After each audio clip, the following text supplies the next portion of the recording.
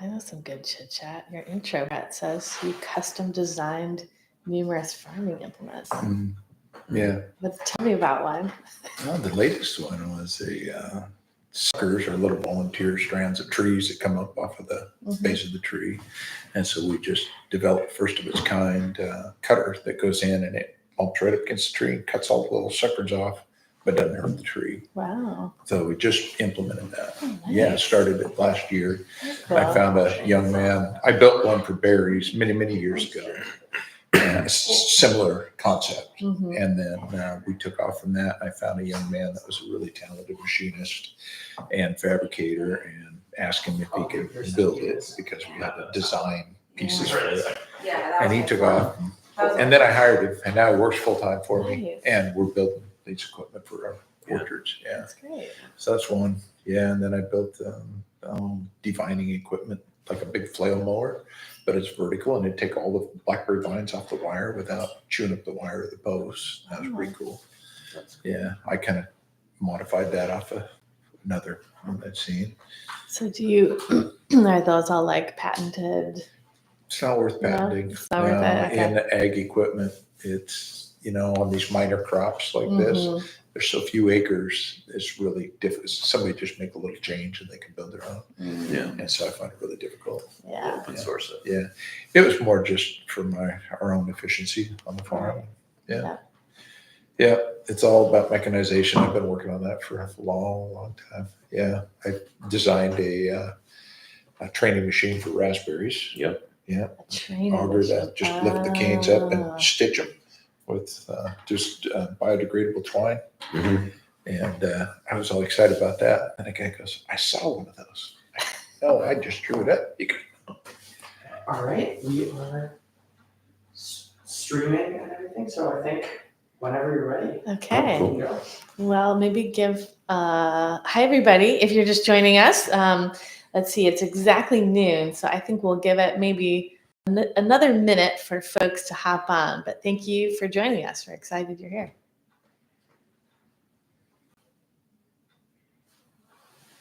Yeah, you and I have got to figure out how to build the split harvester. I got it already. You got it already? I got it. Well, I know it's in there, but how do we get it from there? I'm going to introduce you to a friend of mine. All right. We'll figure out a way to pay for it. Another very talented designer. Okay. Yeah. No, it would work. It would absolutely work. It would solve that problem. Yeah. I just sent a little intro of that concept to my daughter. And just before we started here, I expect her to be buzzing in. I'll connect you guys. That'd be great. Yeah. My daughter works for a worldwide berry company. They grow berries all over. And she's right now in charge of all of Mexico, but she travels Canada, UK, and checks on proprietary varieties and clones and way up there. Yeah. Well, she's a very, very, very sharp young lady. No doubt. Okay, well, it's 12:01, so I think we'll get started, and hopefully folks will continue to join us. Welcome to the big and bright benefits of commercial scale agrivoltaics. Questions are welcome during the webinar. You can submit them via the chat or through email, and I'll just say that email address is Amy, A-M-Y, at sunstone.energy.com, I think. And then at the end of the webinar, we'll select 2 of the questions to be answered live. And then the remaining questions will be answered via a blog post on the OSEA website. And we'll share that blog post and the recording with all attendees afterwards. So again, welcome. My name is Angela Crowley-Cook. I'm the Executive Director of OSEA, the Oregon Solar Plus Storage Industries Association. We're the trade association for solar companies in Oregon. And I have 2 great speakers here with me today for the webinar. The first to my left is Chad Higgins. He's an associate professor in the Department of Biological and Ecological Engineering at Oregon State. He holds a Bachelor of Science in Agricultural and Biological Engineering from Cornell University and an ME in Mechanical Engineering and PhD in Environmental Engineering from Johns Johns Hopkins University. Chad's research efforts include a 5-acre agrivoltaics project that models the agricultural, hydrological, and energy systems of the Willamette Valley to understand the impacts of co-locating renewable energy system on the agricultural lands. So welcome, Chad. Next to Chad is Brent LaFollette. He is Vice President of Western States at RaptorAg. Brent has more than 30 years experience in successful farming ventures in Oregon's Willamette Valley. Prior to transitioning his family farm into more than 150 acres of hazelnuts, Brent was one of the largest blackberry growers in Oregon. He also has experience in crop processing and marketing. Along with extensive business and agronomy experience, Brent has a custom designed numerous farming implements, which we were discussing when we started. Brent attended Oregon State University, where he received a bachelor's degree in business management and a minor in crop science. Welcome, Brent. Glad to have you both with us. All right, let's jump right into it. Question 1, what are agrivoltaics and why are they significant, especially the benefits? Right, so agrivoltaics is a practice or an idea where what you want to do is think about how you can co-locate energy production and agricultural production for mutual benefit. So ag land stays ag land, but then it becomes agricultural land and solar production at the same time without sacrificing the ag production and without making too many sacrifices on the energy side. Great. Brent, what do you see as some of the benefits? Well, after talking with Chad numerous times on this subject, I could see a lot of benefits. There's certain crops that we raise that can experience stress from heat. I see the solar panels potentially as being able to shield that or mitigate that to a certain degree to a benefit to the plant. I know from your work that we're able to help mitigate evaporation from the loss of moisture from the soil. So I think there's just going to be a lot of different applications. Benefits to ag. Yeah, so the ag benefits include reduced water use. So you take energy out of the system that wasn't going to be used for plant growth to begin with. And that energy now goes to electricity. So what it was going to be used for before was water evaporation. So you save, up to 30 to 50% of the water that you would otherwise need. There are certain crops that definitely experience heat stress. Yeah. Those we see reductions in plant stress from managing light as a farm resource. And that translates either into higher quality, which is a bottom line increase, or higher productivity, which is also a bottom line increase. Of course, not every crop is like this, but selectively well-chosen crops can be like this. And then from the energy side, one of the things that's not always talked about, but actually has a big impact on the bottom line is solar panels themselves are like your little cell phone there. They're electronic devices and they overheat when they get too hot. So if you've ever walked from a blacktop parking lot into a grass field on the same day, you feel the coolness come over you. Mm-hmm. And that ecosystem service, that agricultural service of creating a cooler environment for the panels, that also cools the panels and helps them be more productive. So you get really a four-way win is how I describe it. You get more energy from the panels with less water for the agriculture.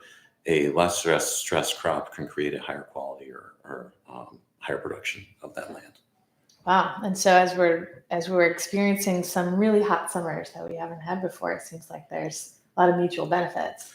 Yeah, I think there are. And aside from, being an adaptive strategy for, weather and climate uncertainty, we can also think about things like extending the growing season because the solar panels can create shelter from frost, for example, and that pushes us out deeper into the shoulder seasons and maybe opens up some opportunities for other crops that we were talking about earlier that might not be optimum for this particular climate that we're in, this region that we're in, but with the tweaks to the microclimate under the panels, we can leverage that and get different crops grown. Interesting. Well, now you've got my interest piqued. What might one of those crops be that wouldn't normally be grown, but that could be grown? Well, I mean, there's different nursery crops, for instance, certain flowering plants and different kinds that might be susceptible to frost, that with having solar panels in place might create that microclimate underneath there. Mhm. We could manipulate. On the heat side, I know that raspberries, so when I used to grow raspberries, the further south you come, the less viable that is because of the heat we experience, but those might create shade and prevent the stress on the plants. So raspberries would be another one that could be grown potentially further south. Yeah, so there's just, and I think as this conversation continues and we'll find more and more options. Yeah, certain leafy greens, for example, like spinach. If you ever tried to yeah. grow spinach in your garden and it's hot, full sun, it sends out seed shoots immediately. But when we protect the plant and control the growth rate, you can have a longer harvest of those type of crops, for example. Wow, it sounds like one type of farmer of the future that we're talking about here. And I'm interested in what kind of technology is helpful for agrivoltaics, and how might that change as you research and learn more about agrivoltaics. I'm going to kick this one to Brent to start off with, because he's the farm visionary here. You know, I think if you think about the current equipment that we employ every day in our farms for the various crops we raise, the equipment of the future could be something completely different, as we're looking at technology right now with autonomous vehicles, electric driven vehicles instead of combustion engines, could be on a much smaller frame. I look at the use of drones and all these different new technology we have available could be applied to work in and around this system of the solar panels very effectively, and perhaps even more effectively than some of the things we're trying to do now. So, yeah, I see there's a tremendous amount of potential, and the technology's here. We just have to find a way to apply it and bring these two concepts together. So I know you're a hazelnut farmer. So do you find that some of the technology you already use for your hazelnut farm could be used with agrivoltaics? Yes, certainly. We aren't currently, the company I work with, we're not using autonomous vehicles yet, but we're certainly looking at those. The drone technology, we actually do have one drone that we use for imaging, aerial imaging, but that as technology is advancing rapidly, I see within the next few years, just a couple years potentially, that we'll be employing more and more of this high-tech type equipment. Yeah, for sure. So what's fun for me, like from an engineering challenge perspective, and how, progress happens by facing challenges, right? So one of the things I think when I talk to a grower or farmer the first time, they're like, how the heck are you going to farm this thing? And well, first you design the system so that it enables access to the land. So the solar system has to be designed with agriculture in mind. So this is why we orient them in north-south rows, which is typical agricultural configuration. We space them at a cadence that makes sense for agricultural equipment, put them on hinges so you can tilt them up and out of the way as you drive your equipment past, right? But then you still have all this, let's call it infrastructure in the field that the solar sits on. And you have to get around that, but you can also leverage that. So the infrastructure in the field, that's giving you energy. And farming requires a lot of energy. Yep. So the first and most obvious is to take some of that energy and reinvest it into the farm. So things like electric equipment. Yeah. Electric equipment, much smaller motors, allows you to have a much lower profile. So you start to make the equivalent powered tractor more compact. Makes it easier to drive around. I was talking to Brent earlier today, and he was talking about telling me about how what process he has to go through to hire someone to drive a tractor, and it was really involved.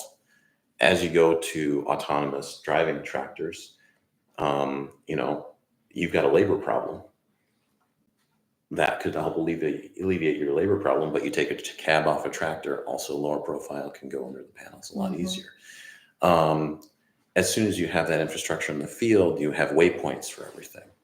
You have plugs to plug in sensors if you need them. You have data conveyance back. You have places for drones to stop and charge. You have, it doesn't have to be flying drones. It could be on the ground drones, right? Your irrigation system can be protected by the posts.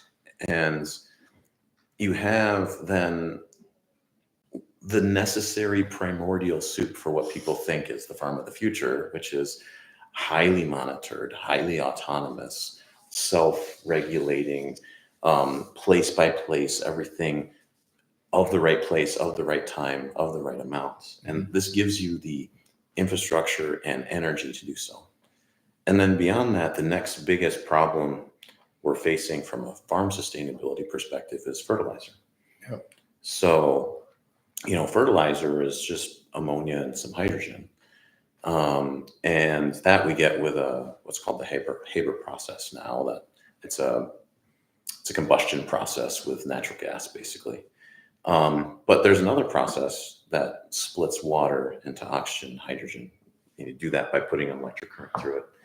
And then it takes, 70+% of the air is nitrogen. And then you take the hydrogen and you put it with nitrogen and you pressurize it, and out pops fertilizer on the other side. So aside from reinvesting energy into all the farm equipment and electrifying farm equipment, taking diesel fuel out, you can take fossil fuel out of the nitrogen production, and then all of the energy that's required to make the farm go is created on farm, and it's a closed loop. It's a sustainable system. Sounds like a lot of exciting stuff for the future, but I also know that a lot of things are happening right now. Yeah, Because you're doing agrivoltaic research right now. So right over there. right over there, we're at the Oregon State Extension Center in Aurora. And so you just laid out a really neat vision of the future, but tell us how it's working right now out in those fields. Yeah, so we have our purpose-built solar system out there in the fields, and it's our second year growing vegetables and other row crops out there. We don't have an electric tractor yet. If anyone wants to donate one, happy to talk to you.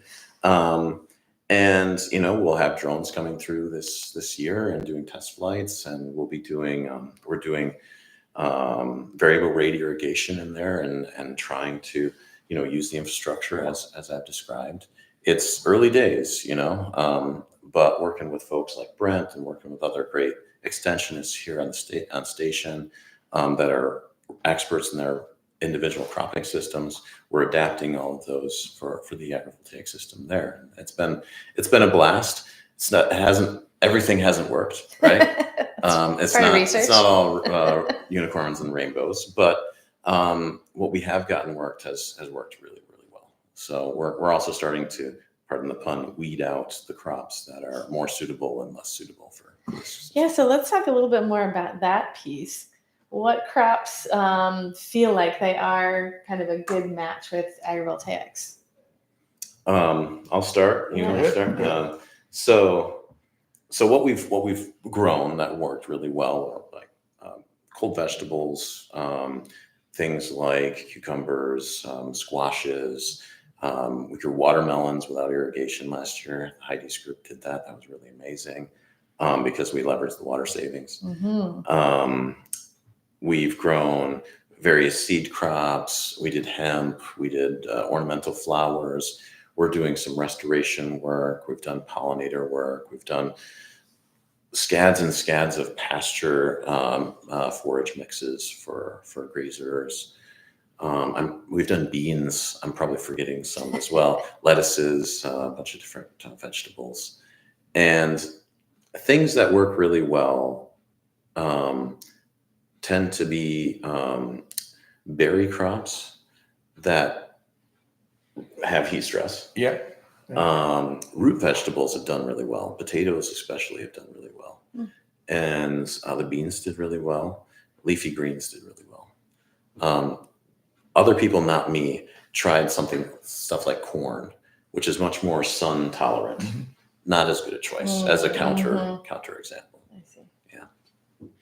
Well, you named them. Yeah. But, I just, it's hard for a farmer that's been doing this tradition. I'm 6 generations on the same farm, and to visualize changing and seeing what that would look like out in the field and how I'm going to farm there.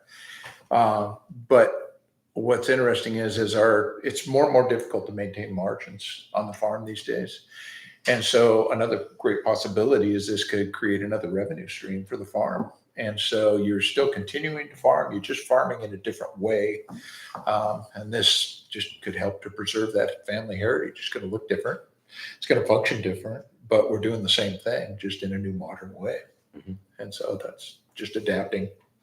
Yeah, that split harvester we were talking about is part of that adapting, Yeah, right? Because right. we're talking about how well berries could be suited for this, but then you've got to figure out the whole agronomic system that works with that particular crop, and the equipment that's Yeah. used and everything. And the harvester is one of the harder. So there are already companies, real progressive companies are trying to create tunnels and whatnot so they can control the environment around the berry plants, humidity, and mitigate sunlight and heat and all these different factors. Well, that could very well be accomplished with solar panels. And so then I met with some people a few years ago about, well, how would you run a harvester through there? Now they remove these tunnels come harvest time and then put them back. Expensive. But I'm quite confident that there is a model of a harvester that we could create that would function underneath that and work, especially with all this autonomous technology we have and electronics and everything to drive the motors. So yeah, another good example. Yeah. And Chad, I heard you say earlier that some of these solar panels can tilt to a vertical, Yes. which could also help facilitate. Yeah. That part of the design from our side when we started is we learned a lot of ways not to do it. And I'll say, where we started out 10 years ago doing this research was what I called experiments of opportunity. So solar went in, it wasn't meant to be, it was probably farmland before, and it wasn't going to be because of the solar, and they hadn't designed it with ag processes in mind, but we got permission and still farmed it anyways and suffered. Right. And I say we, and I mean that in the royal we sense, because my students suffered. They hand hoed the panels and really backbreaking stuff. And we really learned through the process of looking at multiple solar designs that were, I'll call solar prioritizing designs, and how to take the good benefits of the shade, but also allow for mechanized access to the land, not just by hand, because labor and cost and just the physical struggle of doing that, right? So one of the things was putting them on hinges and just rotating them up out of the way so your tractor could just drive on through. The second thing actually had nothing to do with the solar panels, but it was the most quality of life thing for our operators, was putting that fence line far enough at the end so you can turn your tractor around easily without having like a stress-inducing experience. But something simple like that, because some of these arrays that were never meant for farming, you can buy a smaller tractor, you can get a vineyard tractor, and you can fit it through, but you can't turn it around on the end. And just that little change, things like that you wouldn't necessarily think of as a OSEA wouldn't think of, because they're not thinking about it in terms of a blended system of equipment and practices and growth. And you got to come from both ways. You have to meet it in the middle. Meet in the middle, right? Yep.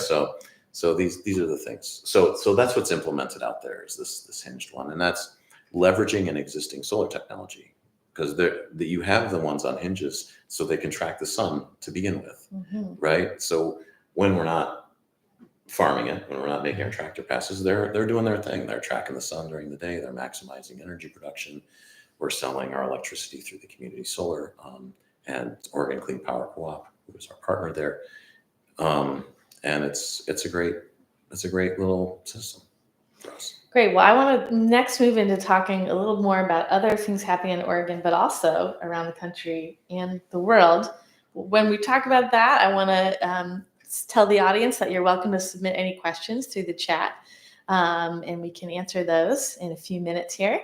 But yeah, tell me more about other projects or research you're working on in Oregon, and then what you hear going on around the country and globally as well. We're not the only ones. Oh no, definitely research. not. Yeah.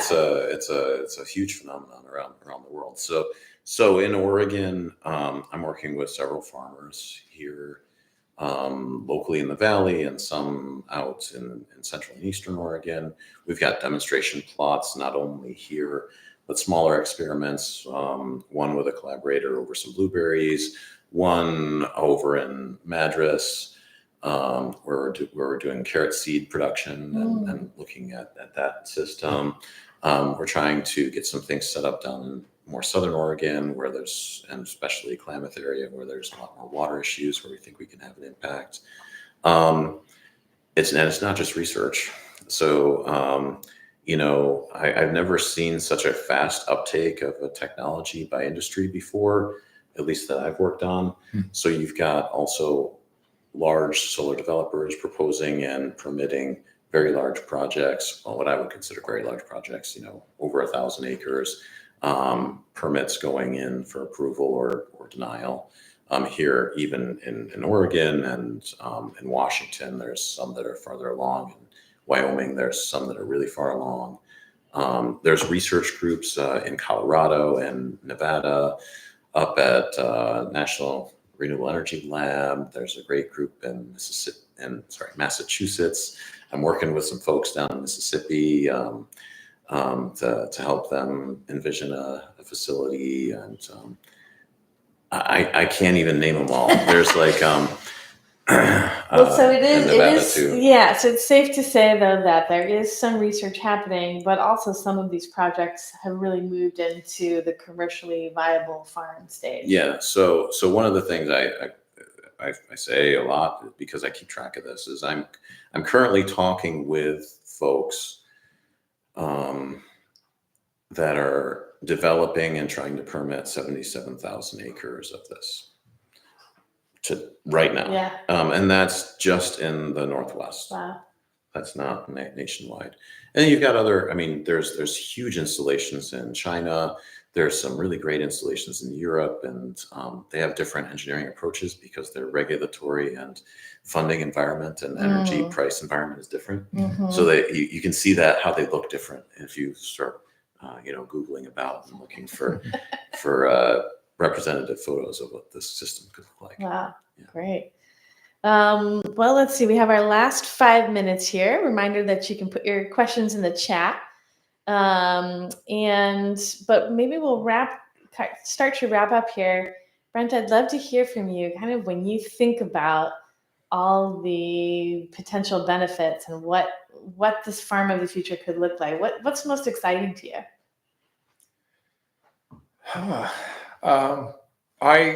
I think from a farming perspective, it's just the potential of taking this next step into the future with producing my own energy potentially on the farm, which is going to be cost savings. Unfortunately, it's all about dollars and cents at the end of the day. If we can't pay the bills, we can't do it. What I see in this is a potential for another revenue stream from the solar generation, being self-sufficient with our own energy, potentially being able to benefit the crops we already raise, which will increase production with, like we talked about, the shade and water retention and all these things. I think, really, I don't have a well-defined vision for the future. I think I'm really looking for and excited about the research and what that's going to bring about and show us what becomes the most viable crops. I think we're looking as farmers, we're looking for high intensity type farming now because it generates more revenue. And I think that this type of marriage of ideas and technology could very well step a few farms into that realm that otherwise might not be possible. So I'm just excited about the possibilities. I see very realistic opportunities here. Yeah, that'll come quite quickly, I think. Right. Yeah. And then same question to you, Chad. And then after you answer, we want to let folks know how they can learn more. And I hear you have open houses. I do. So I'll make sure to mention that. Yeah. Please. So what I'm most excited about is that I can be optimistic about the future. So, a lot of times we hear bad news about, we're going to run out of water, or, ag is overproducing greenhouse gases, or there's some climate issue, or all of that. There's sustainability issues, there's food production issues. I see a path to a prosperous future, and agrivoltaics can be a part of that. So it's not one single little Sure. technical detail that I'm excited about. I'm excited about how we can take and adapt to our current problems and survive and thrive and feed everybody and make sure we have enough water for everybody through the future. That's what I'm excited about, and energy as well.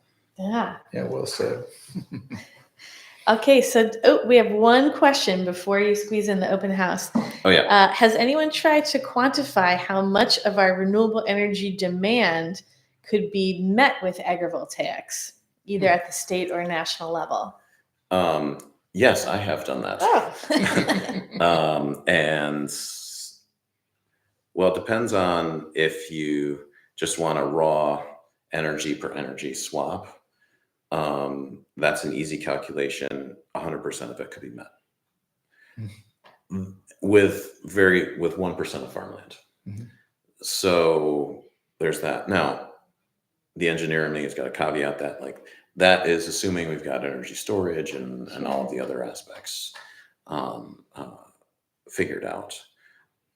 But this is why I'm optimistic about the future, is because we've got a giant fusion nuclear reactor in the sky. And the amount of energy available is tremendous. It's almost 6,000 horsepower per acre constantly. So, and that's a lot of energy. It's a lot of energy. And we can harvest that and use it. And just a small fraction of that is enough to reach all of our green energy targets and all of our energy targets. Actually, that was what got me doing that calculation. There's a paper. It's the title of it is PV Power Potential is Greatest in Farmlands. And we did that calculation, and there's a spreadsheet there. You can play with the assumptions if you want to see. It's available on my website for free. That's great. Thank you. And last thing, Open tours. houses, yeah. So here we are at North Willamette Research and Extension Center, the second Tuesday of every month at 1:00. It's open. Anybody that wants to come can come and visit. You don't have to sign up. You can just show up. I'll be here. My team is here, and we'll take you through. We'll walk you through the solar array. You'll be able to stand on the ground that we farm, and you'll be able to see what crops we're growing and what's in the ground now. And we'll have a conversation, and you can pepper me with questions.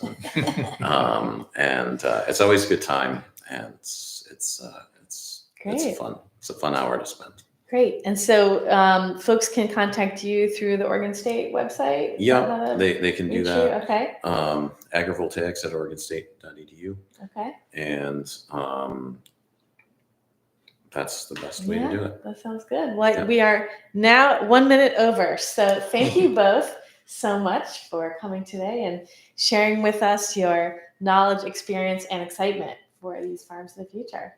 Yeah, thank you for having us. Yeah, thanks everyone for coming. And just a reminder that we'll be sending out the recording to everyone that signed up, as well as a blog post that will answer any questions we didn't get to. Thanks, everybody. Appreciate it. Thank you both. Yeah, thank you. All right. That was fun. Yeah, that was fun. We off? Yeah. And it's a wrap. 3, 2, 1. Thank you, everybody.